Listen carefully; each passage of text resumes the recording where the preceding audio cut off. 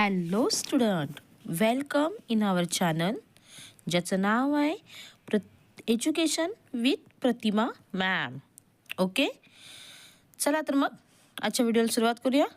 आज आपण बघणार आहे स्टँडर्ड 11चा 5th चॅप्टर ज्याचं नाव आहे cell structure and organisation.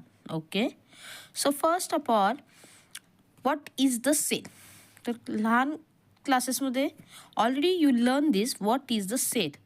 So cell is nothing but structural and functional unit of life.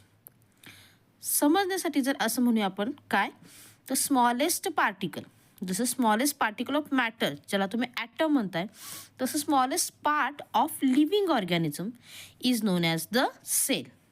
असं आपण म्हणायला हरकत नाही आहे, ज्याच्यावरती सगळ्या ॲक्टिव्हिटीज आपल्या ज्या आहेत त्या डिपेंड असणार आहेत. ओके, आता याचा shape, what is the shape of the cell? So there is no typical shape for the cell. कुठल्याही असे परफेक्ट शेपमध्ये आपल्याला सेल सापडणार नाही किंवा भेटणार नाही.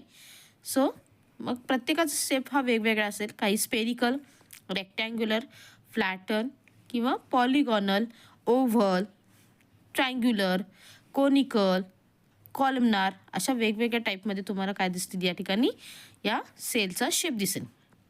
साईज तर आपल्याला एवढं नक्कीच माहिती आहे की काय, we don't see the cell by our naked eyes. नुसत्या डोळ्याने आपण कुठलीच त्या ठिकाणी काय करू शकत नाही, सेल बघू शकत नाही. ती पाहण्यासाठी आपल्याला निश्चितच वी नीड द मायक्रोस्कोप. आता मायक्रोस्कोपमध्ये प्रकार माहितीच आहे, सिम्पल मायक्रोस्कोप जे स्मॉल सेल्ससाठी आपण यूज करणार आहे. ओके, त्यानंतर कंपाऊंड मायक्रोस्कोप. ओके, त्या पद्धतीनं कंपाऊंड मायक्रोस्कोप. आता सिम्पल मायक्रोस्कोप घेतला तर त्याच्यामध्ये जवळपास इमेज किती पटीने तुमची मॅग्निफाय होते, 50 to 100 टाइम्स. आणि कंपाऊंड मायक्रोस्कोपला ती 1000. ओके, या पद्धतीनं मोर दॅन टाइम्स. ओके, एवढी त्या ठिकाणी होऊ शकते. मोर दॅन नाही, सॉरी, 1000 टाइम्स असं मला म्हणायचं होतं, और मोर. त्यानंतर लॅबॉरेटरीमध्ये आपण जे बघतोय तिथं काय केलं जातं, आपण हा जो मायक्रोस्कोप वापरणार आहे त्याच्यामध्ये शिकवलं असेल तुम्हाला कदाचित, Wien the light, beam of light ज्या वेळेला तुमच्या याच्यावरती पडणार आहे त्याच वेळेला तुम्हाला पाहता येते. लाईट जर नसेल तर you don't observe any object on that microscope. Okay, हे माहिती आहे. त्यानंतर internal structure of the cell we observe under the electron microscope because it can magnify the image. Okay, तुमची इमेज ही काय करते त्यापेक्षा म्हणजे 1000 पेक्षा सुद्धा जास्त पटीनं त्या ठिकाणी काय केली जाते, मॅग्निफाय केली जाऊ शकते. In your book the Leeuwenhoek मायक्रोस्कोपचं स्ट्रक्चर किंवा पिक्चर म्हणा हवं तर तुम्हाला दाखवलेलं आहे. ओके, मग यानुसार आपण ऑब्झर्व केलं तर what is the size of the cell. तर अगदी लहानात लहान पण असणार त्या ठिकाणी. तर सगळ्यात लहानात लहान सेल कुठली असेल तर bacterial cell, which is the smallest cell. Okay, तिचं साईज सांगितलं 3 to 5 मायक्रोमीटर. त्यानंतर स्मॉलेस्ट सेल जर घेतली, स्मॉलेस्ट सेल घेतली तर कुठली सांगितलेलं आहे, मायकोप्लाझ्मा. मायक्रो नाही, मायको शब्द पाहिजे बघा तिथं. मायकोप्लाझ्मा स्पेलिंग थोडंसं करेक्ट करायला पाहिजे तिथं. मायकोप्लाझ्मा, MYCO. ओके, तर मायकोप्लाझ्मा ज्याचा साईज आहे 0.3 मायक्रोमीटर इन लेंथ. त्यानंतर लार्जेस्ट सेल जर घेतला तुम्ही तर लार्जेस्ट सेल जी आहे ती एक आहे, ऑस्ट्रिच एग, ज्याचा साईज नियरली अबाउट 15 सेंटीमीटर इतका असतो. त्यानंतर लॉंगेस्ट सेल जर तुम्ही घेतलात तर ह्युमन नर्व सेल. ओके, या पद्धतीनं वेगवेगळ्या साईजेसमध्ये आपल्याला सेल्स पाहायला मिळतात. त्यानंतर ही जी इन्फॉर्मेशन जी सांगितलेली आहे, सेलचा साईज, शेप वगैरे हे याबद्दलची इन्फॉर्मेशन सांगणे जे सेल थेरी म्हणतो. So this cell theory was proposed firstly by the Schwann and Schleiden. Okay, त्यांनी ती सांगितलेली आहे. पण त्यांनी जी सेल थेरी सांगितली त्यामध्ये how the cell is produced, और त्याचं कशा पद्धतीनं सेल तयार होते, कशा पद्धतीनं फॉर्मेशन आहे नवीन सेलचं, याच्याबद्दलची इन्फॉर्मेशन दिलेली नव्हती. So information about the formation of new sale which is which was explained by first time by the Rudolf and Virchow in 1855.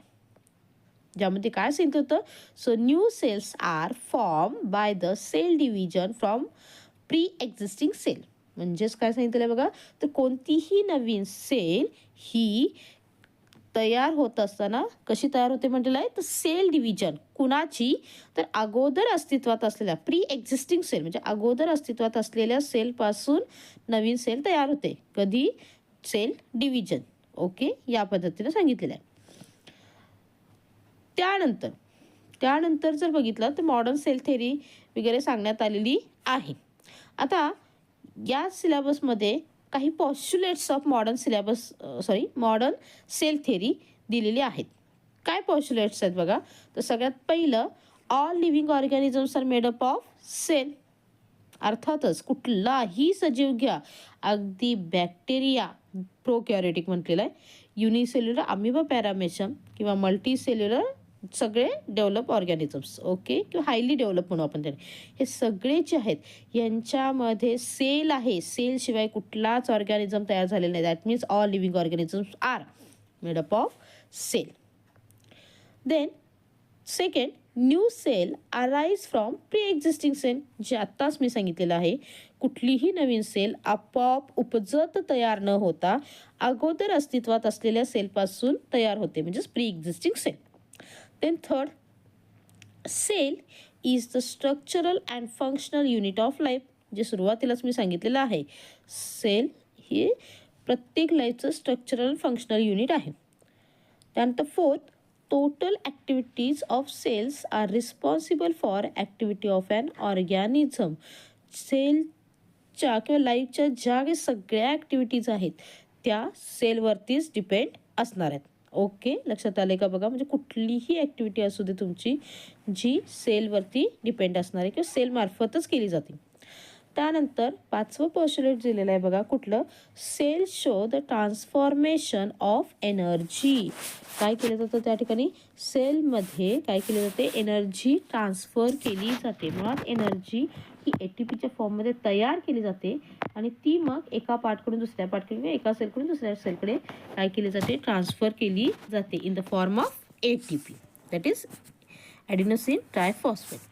आणि सहावं पॉस्च्युलेट दिलेलं आहे बघा, सेल कंटेन. आता सेलमध्ये काय काय असतं, तर सेलमध्ये nucleic acid, DNA, RNA present असणार आहे. पण हा कुठं प्रेझेंट असणार आहे, तर जे सेलचं स्ट्रक्चर आपण पुढं बघणार आहे किंवा खालच्या वर्गामध्ये तुम्ही बघितलेलं असेल, जो सेलचा ब्रेन आहे म्हणजेच महत्त्वाचा पार्ट आहे मुख्य, ज्याला आपण काय म्हणतो, nucleus. So nucleic acid, DNA, RNA present in the nucleus and त्याच्या भोवतीचा पार्ट म्हणजे सेलच्या आत आणि न्यूक्लियसच्या बाहेर जो पार्ट असेल त्याला काय म्हटलेलं आहे बघा, सायटोप्लाझम. याच्यामध्ये तो प्रेझेंट असणार आहे. ओके, या सायटोप्लाझममध्ये बऱ्याचशाच ॲक्टिव्हिटीज केल्या जातात कारण त्याच्यामध्ये सेल ऑर्गनेल्स प्रेझेंट असतात. ओके, तर इथंपर्यंतचा भाग आपण बघितलेला आहे. So next part we will see in our next video. If you like this video, please like, share and subscribe to my channel, and thanks for watching my video. Thank you.